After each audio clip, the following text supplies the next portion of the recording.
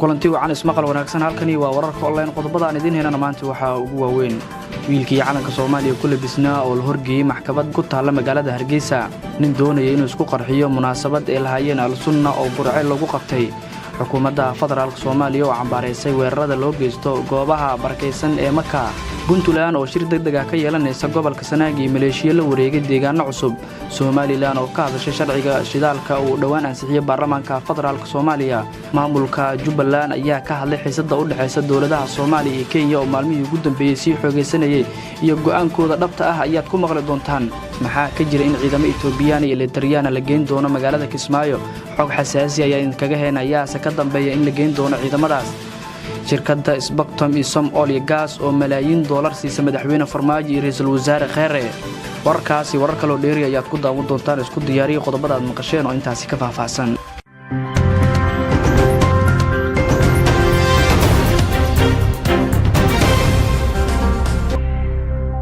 ismaqal wanaagsan Ramadaan Kariim hadii aad ku cusub tahay fadlan channelkan subscribe saar si aad ula socoto wararkii ugu dambeeyay si degdeg ah adigoo jooga goobtaada shaqo iyo meel walba aad dunida ka joogto wararka online mar walba waxa u diyaarsan tahay inay soo gudbiso wararkii ugu dambeeyay nagu soo biir kamid noqo saaxiibada si joogtada ula socda wararkan soo galina bartan aan ku horeyna markan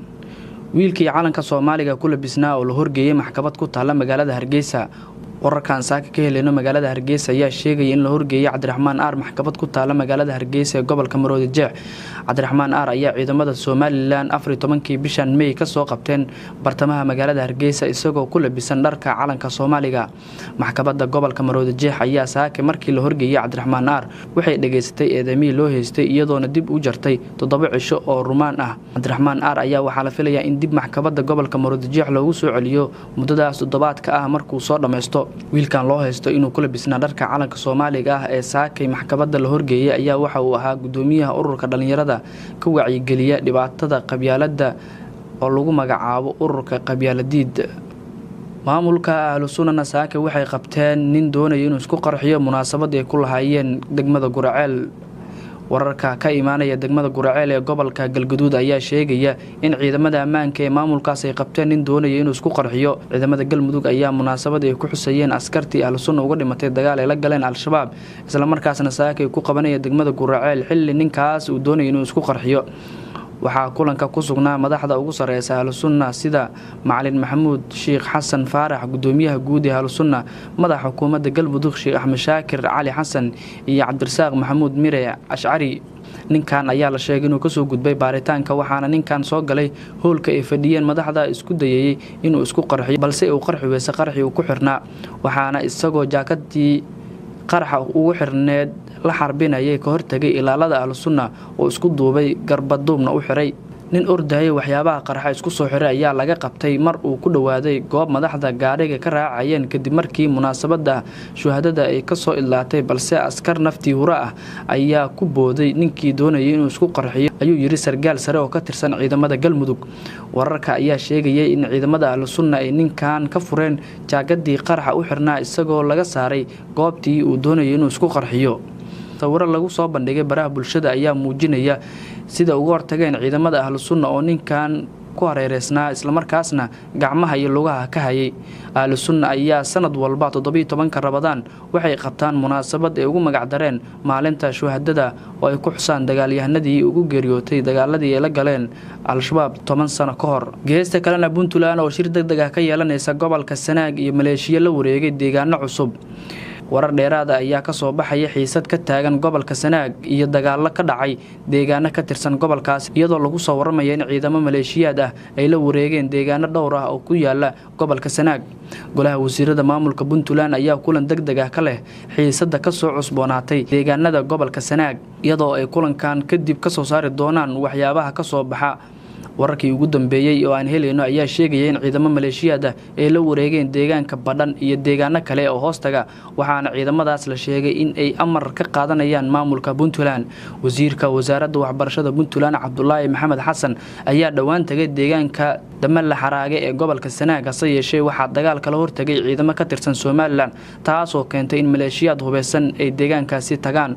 kulanka golaha wasiirada ayaa waxa warbixin looga dhageysan doona xubno uu ka mid yahay wasiirka waxbarashada Puntland Cabdullaahi Maxamed Xasan oo xilli uu kormeer ku joogay deegaankaas maamulka Somaliland dagaal toos ay ku soo qaadeen deegaano ka tirsan gobolka Sanaag waxa isku haysta maamulka Puntland iyo Somaliland waxaana mararka qaarkood ka dhaca dagaalo u dhaxeeya ciidamo kala taabacsan labada maamul ee Puntland iyo Somaliland dhanka kalena Somaliland oo ka hadashay sharciga shidaalka uu ansixiyay baarlamaanka federaalka Soomaaliya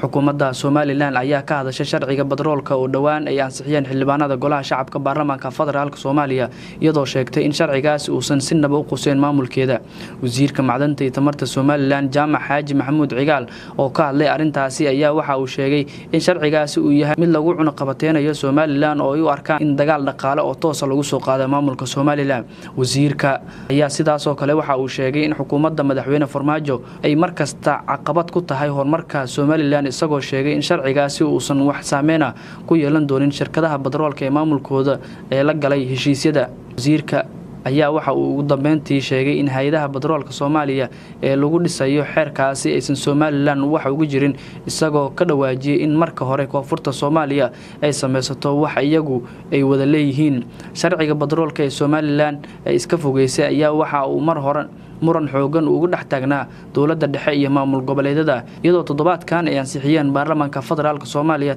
geesta kalena maamulka Jubbaland ayaa ka hadlay xiisadda u dhaxeysa dawladda Soomaaliya iyo Kenya oo maalmihii ugu dambeeyay si xoogeysanayay iyo go'aankooda dhabta ah maamulka Jubbaland madaxweyne ku-xigeenka Jubbaland Maxamuud Siid Aadan ayaa ugu horeyn sheegay in labada dawladood looga baahan yahay inay cadeeyaan waxa uu salka ku hayo khilaafka u dhaxeeya dawladaha Kenya iyo Soomaaliya isagoo la hadlayay VOA ayuu sheegay in 30 sano ee la soo dhaafay uu wanaagsanaa xiriirka u dhaxeeya dawladaha Kenya iyo Soomaaliya sidaas darteedna loo baahan yahay in dib u wanaajiyaan xiriirka labadooda u dhaxeeya wasaaradda arrimaha dibadda Soomaaliya ayuu ka dalbaday in Kenya ka qanciso halka cilad ee jirto waxaana uu madaxweyne ku-xigeenka Jubbaland Maxamuud Siid Aadan uu sheegay in mowqifka Jubbaland ee khilaafka labada dawladood uu yahay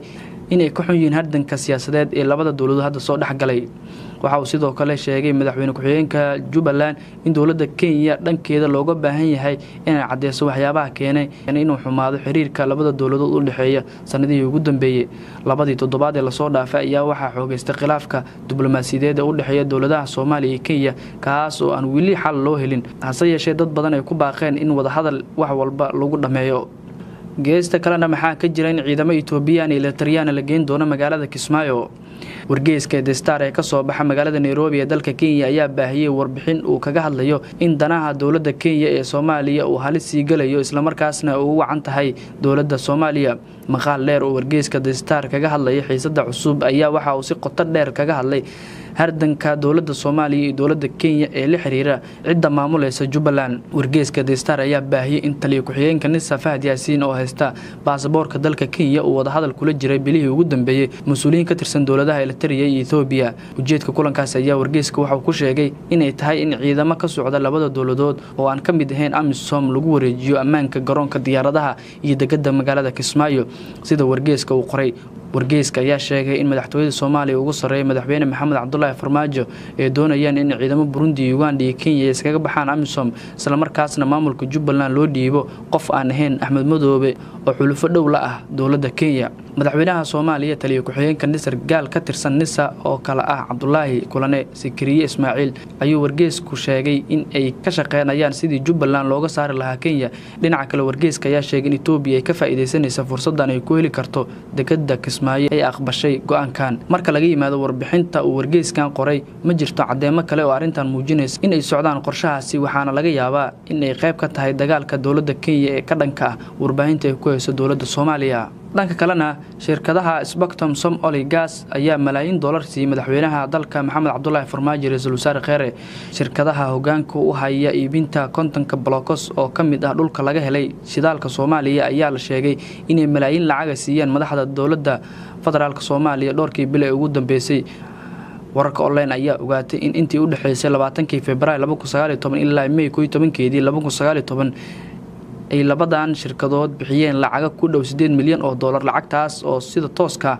ugu dhaceysay madaxweynaha ra'iisul wasaaraha Soomaaliya lacagtan ayaa ku timid dalab ka soo baxay dawladda Soomaaliya iyadoo u sababeysay in dhaqaale xumo ay hayso dawladda Soomaaliya isla markaasna laga jartay dhaqaalihii dibadda tan iyo markii Eryeen Nicholas Haysom sida ay ogaatay wararka online lacagta ay codsatay dawladda Soomaaliya waxay kaloo qayb kamid ah ku sheegtay in ay u isticmaali doonto fududeynta taabagelinta sharciga batroolka si wada ogol ay u meelmariyaan labada baarlamaan ee dalka, taas oo ay ku sheegtay in looga maarmi karo dowladda goboleedyada. Shirkadahan ayaa 2 jeer kala bixiyay lacagahan iyagoo fulinaya dalabka dowladda Soomaaliya. Qof ka tirsan xafiiska ra'iisul wasaaraha Soomaaliya ayaa wararka online u xaqiijiyay xogtan. sidoo kale waxa uu noo sheegay in habeena badan uu kulan ka dhacay madaxtooyada Soomaaliya xilli saqdhaxa kulamadaas aan la ogeyn natiijada ka soo baxday. Kulankii ugu dambeeyay waxa uu dhacay 7 bishan, waxaana markii la bixiyay lacagtii ugu dambeysay ee shirkadahan, waxaana la aaminsan yahay in lacagtaasi lagu kala iibsaday codka baarlamaanka si loo ansixiyo sharciga batroolka Soomaaliya. Shirkadaha Spectrum Somali Gas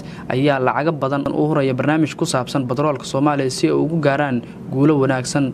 iyo rabitaankooda ku aadan kheyraadka badda ee Soomaaliya iyadoo laga faa'iideysanayo kala qabqabnaanta Soomaaliya. damaca shirkadahan waxa uu ka soo bilowday xilligii dowladii marxuum Cabdullaahi Yuusuf Axmed ilaa ay hadda madaxweyne walba iyo ra'iisul wasaare kasta kala hadlaan batroolka Soomaaliya, laakiin hogaamiyihii hore kuma dhiiran in ay rabitaankooda u yeelaan ilaa ay Soomaaliya ay ka heshiiso arrimaha dhaxyaala. ugu dambeyntiina xukuumadda federaalka Soomaaliya ayaa cambaareysay weeraradii lagu qaaday goobaha barakeysan ee Maka. xukuumadda federaalka Soomaaliya ayaa si kulal u dhaleeceynaysa ciddii ka dambeysay weeraradii gantaalada ee lala beegsaday magaalada Maka al-Mukarrama ee dalka Sacuudi Carabiya. xukuumadda Jamhuuriyadda Federaalka Soomaaliya waxay cadeynaysaa in beegsiga xaramka xurmada leh uu yahay mid daandaansi ah oo aan la aqbali karin. xukuumadda Soomaaliya waxay muujinaysaa in weerarada gantaalada ah ay u aragto faldambiyeed iyo dabeecad shirqool oo ka dhan ah goobaha barakeysan. Jamhuuriyadda Federaalka Soomaaliya waxay bogaadiyeen ciidamada difaaca cirka ee Sacuudiga oo ka hortagay 2 gantaal ee maalintii Isniinta oo 20 May ku beegnayd lagu riday xaramka. labadaasi gantaal waxaa kii ugu horeeyay lagu qarxiyay hawada magaalada Daa'if kaas oo ku jeesnaa magaalada Maka, halka kan kalena lagu burburiyay hawada magaalada Jidda. daawadayaal wararkaas ayaa ugu waaweynaa. ku xirno la soco isla markaasna ka mid noqo saaxiibada sida joogtada oo la socda wararka online mar walba aan soo gelino, adigoo subscribe dhahaya channelkan isla markaasna kambaleelka u furanaya. waad ku mahadsantiin la socodka warka galabnimo. intaas ayaan ku soo koobaynaa wararkan idin heena. waa mahadsantiin.